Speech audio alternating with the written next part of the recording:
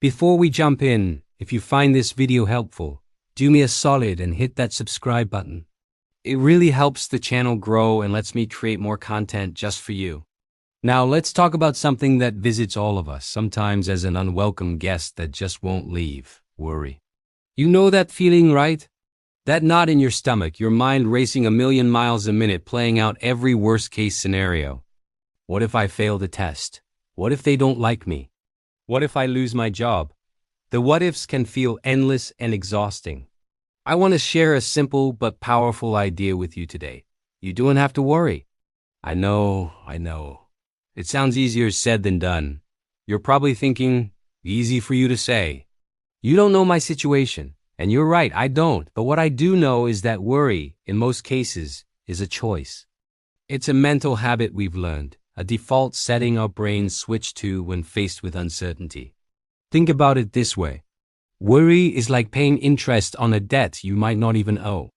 You're expending all this mental and emotional energy on something that hasn't happened yet, and in all likelihood, might never happen at all. Mark Twain famously said, "I've had a lot of worries in my life, most of which never happened." How true is that? How many hours have you lost sleep over a problem that either resolved itself or turned out to be way less scary than you imagined? Our brains are wired for survival. They have a negativity bias, meaning they're constantly scanning for potential threats. This was super helpful for our ancestors who had to watch out for tigers in the bushes. But today, our tigers are often work deadlines, social situations, or financial pressures. The threat response is the same. Stress hormones flood our system, but the danger isn't life or death. Worry is that ancient alarm system going haywire in the modern world. So, how do we turn off the alarm? The first step is awareness. Catch yourself in the act of worrying. When you feel that familiar anxiety creeping in, just pause, take a deep breath. Acknowledge the thought without judgment. Say to yourself, there's that worry thought again. By simply noticing it, you create a little bit of distance. You are not the worry. You are the one observing the worry. This small shift in perspective is incredibly powerful. You go from being caught in the storm to watching it from a safe window. Once you've noticed the worry, it's time to question it. Our worries often come in the form of catastrophic thoughts. Ask yourself, is this thought 100% true? What's a more realistic outcome? What evidence do I have that this bad thing will actually happen? More often than not, you'll find that your worries are built on assumptions, not facts. They are stories your mind is telling you, not a prediction of the future. Let's try a practical technique right now. It's called the worry time technique. Instead of letting worry interrupt your day whenever it pleases, you schedule an appointment with it. Set aside 15 minutes every day, say at 5 p.m., to be your official worry time. When a worry pops up during the day, tell yourself, "Thanks for the reminder, brain, but I'll deal with this at 5 p.m. Write it down on a piece of paper. You'll be amazed at two things. First, how many of those worries seem completely ridiculous by the time your appointment rolls around.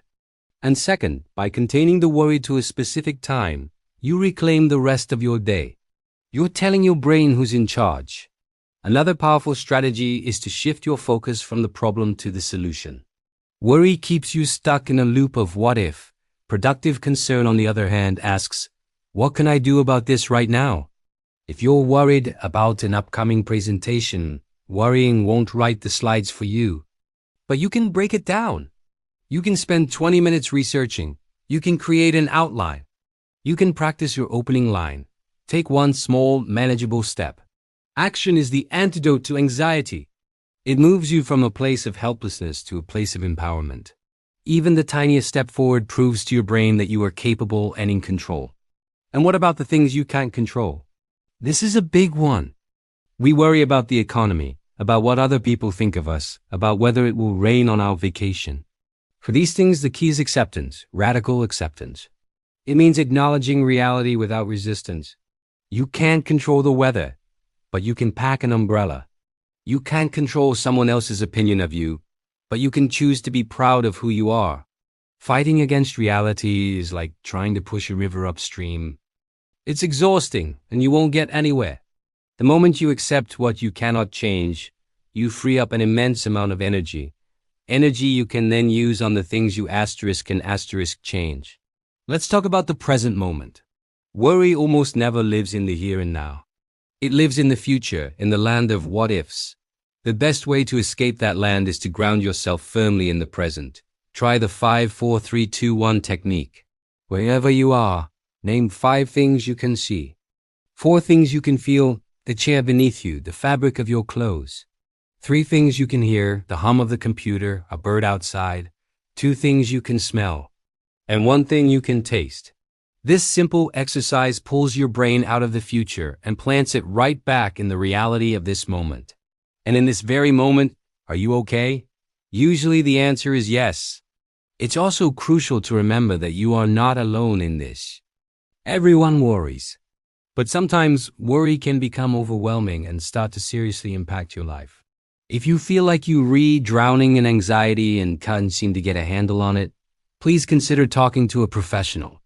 There is no shame in seeking help. Therapists and counselors are trained to provide you with tools and strategies to manage anxiety effectively. It's a sign of strength to reach out. So let's recap. Worry is a habit, not a mandate. You can break the cycle. First, become aware of your worry thoughts without judgment. Second, question them. Are they based on fact or fear? Third, take action. Shift from what if to what can I do? For things you can't control, practice acceptance. Finally, ground yourself in the present moment. Your power isn't in some imagined, scary future. It's right here, right now. You don't have to be a prisoner of your own mind. You have the keys to unlock the cage. It takes practice, it takes patience, and it takes self-compassion. You won't become worry-free overnight, and that's okay. The goal isn't to never have a worried thought again. The goal is to not let those thoughts control your life. The goal is to see them, acknowledge them, and then choose to focus your precious energy on what truly matters. You've got this. Thank you so much for watching. If this resonated with you, please hit that subscribe button and share it with someone who might need to hear this today. Let me know in the comments what your go-to strategy is for handling worry. I'd love to hear from you. See you in the next video.